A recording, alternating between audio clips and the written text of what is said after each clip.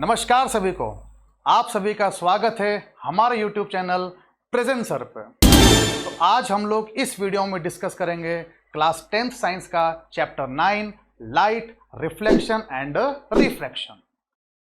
जैसे कि ये दो पार्ट में डिवाइड चैप्टर, एक पार्ट में आएगा रिफ्लेक्शन और दूसरे पार्ट में क्या आएगा, रिफ्रैक्शन। तो आज हम लोग इस वीडियो में सिर्फ और सिर्फ रिफ्लेक्शन ऑफ लाइट को डिस्कस करेंगे।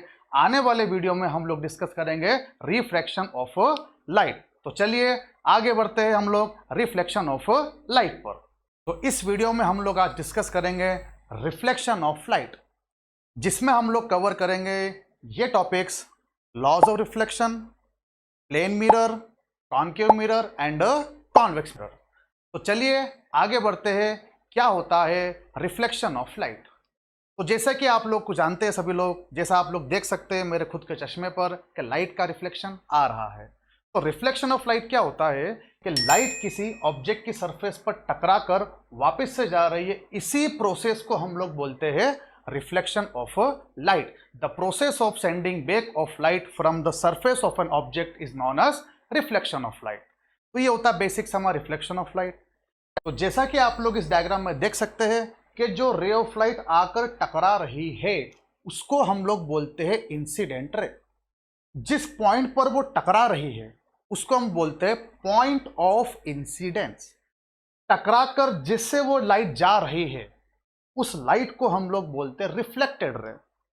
और एक होता है नॉर्मल, जो कि होता है सरफेस के परपेंडिकुलर। तो सरफेस के परपेंडिकुलर जो लाइन बनाई है हम लोगों ने उसको हम लोग क्या बोलते हैं, नॉर्मल बोलते हैं। ठीक है।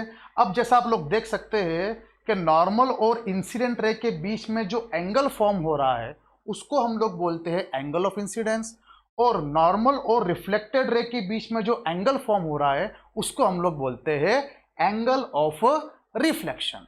तो जैसा कि आप सभी लोग जानते हैं कि हर चीज के कुछ नियम होते हैं, वैसे ही लाइट के रिफ्लेक्शन के भी कुछ नियम से, जिनको हम लोग बोलते हैं laws of reflection of light.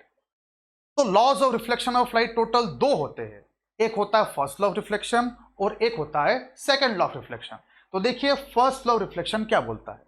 First law of reflection ये बोलता है कि the incident ray, the reflected ray, the normal and the point of incidence all lies in the same plane. ये होता है आपका first law of reflection. Second law of reflection क्या होता है कि the angle of incidence is always equal to the angle of reflection. तो ये टोटल दो लॉज है और ये दो लॉज आपको अच्छे से याद होना चाहिए ताकि आप लोग किसी भी ऑब्जेक्ट की इमेज फॉर्म कर सके और इन लॉज का इस्तेमाल कर सके। तो चलिए प्लेन मिरर को हम लोग चुन्नू और मुन्नू की हेल्प से समझते हैं। आइए। चुन्नू, क्या तुम प्लेन मिरर के बारे में जानते हो? नहीं मुन्नू, मैं तो सिर्फ एक ही मिरर के बारे में जानता हूँ जिससे मैं रोज कंघी करता हूँ। अरे चुन्नू, वही तो प्लेन मिरर है। अरे क्या यार। अच्छा, उसको प्लेन मिरर बोलते हैं। तो क्या तुम प्लेन मिरर में इमेज की प्रॉपर्टीज जानना चाहते हो? हाँ, क्यों नहीं।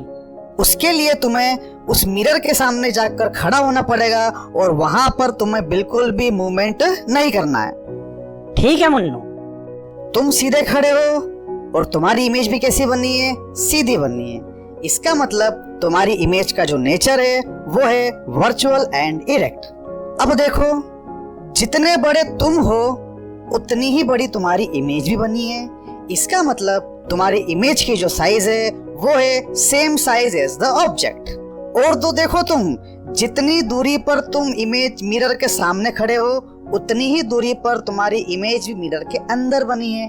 इसका मतलब क्या हुआ कि जो आपकी इमेज की पोजीशन है वो same distance as the object है। क्या तुम अब समझ गए पूरा? अब समझा। ये तो कितना आसान है।